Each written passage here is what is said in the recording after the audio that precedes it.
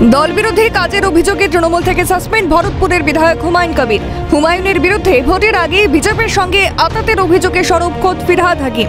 এই অবস্থায় প্রশ্ন উঠছে, হুমায়ুনের বিদ্রোহী হয়ে ওঠার পেছনে সত্যি কি বিজেপির হাত?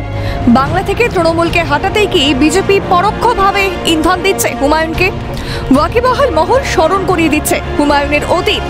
কংগ্রেস তৃণমূল হয়ে বিজেপিতে গিয়েছিলেন হুমায়ুন, ভোটেও লড়েছিলেন, কিন্তু পরাজিত হন। বিজেপি থেকে আবার তৃণমূলে ফেরেন, আর এখান থেকেই হুমায়ুন বিজেপি আতাত আরো তীব্র হচ্ছে। এই আবহের জল্পনায় আরো ইন্ধন জোগালেন খোদ ভরতপুরের বিধায়কই। সরাসরি মুখ্যমন্ত্রীকে আক্রমণ করে বলেন, আপনি বিজেপি রাজ শক্ত করছেন, তাই বেলডাঙায় এসে এই বাবরি মসজিদ বেশ করেছি ক্ষমতা থাকে তো রুখে নেবে, বেশ করেছি। আগামী দিনে এই আরএসএস মার্কা মুখ্যমন্ত্রীর থেকে ডাইরেক্ট বিজেপির কেউ মুখ্যমন্ত্রী হোক, আমি ওয়েলকাম জানাবো। ঘটনাচক্রে তৃণমূল থেকে হুমায়ুনের সাসপেনশনের দিনই বহরমপুরে কর্মসূচিতে ছিলেন মুখ্যমন্ত্রী মমতা বন্দ্যোপাধ্যায়। নাম না করে হুমায়ুন বিজেপি আতাতের অভিযোগ আনেন, বলেন সাম্প্রদায়িকতা করার জন্য ফান্ড করা হচ্ছে, এটা হবে না। ভেতরে ভেতরে যোগাযোগ রাখবে আমাদের কারো কারো সাথে, সাম্প্রদায়িকতা করবার জন্য টাকা দিয়ে ফান্ডিং করবে আর তৃণমূলকে দোষ দেবে, এটা হবে না।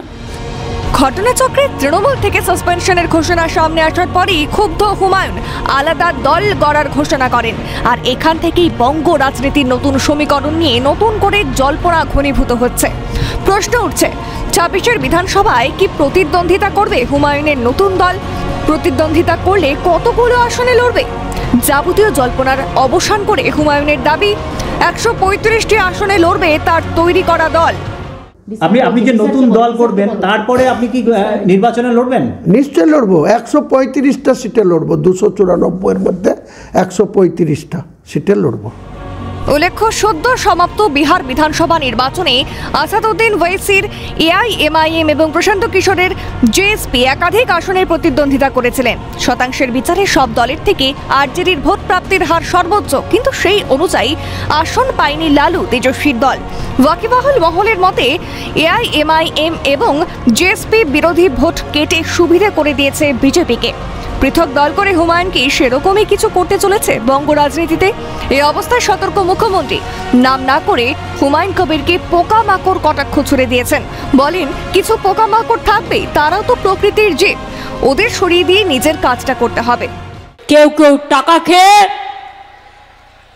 ইলেকশনের আগে বিজেপির তাবেদারি করে, তারা হচ্ছে দেশের শত্রু, তারা আপনার শত্রু। কিছু পোকামাকড় উড়ে আসে, তারাও তো প্রকৃতির জীব, পোকামাকড় আসলে আমরা সরিয়ে দিই।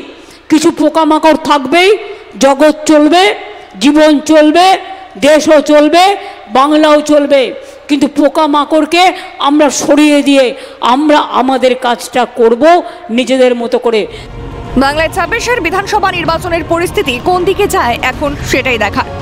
ক্যামেরায় জাকি সিং এর সঙ্গে শুভজিৎ দে ও মৃন্ময় গোস্বামীর রিপোর্ট, ক্যালকাটা নিউজ।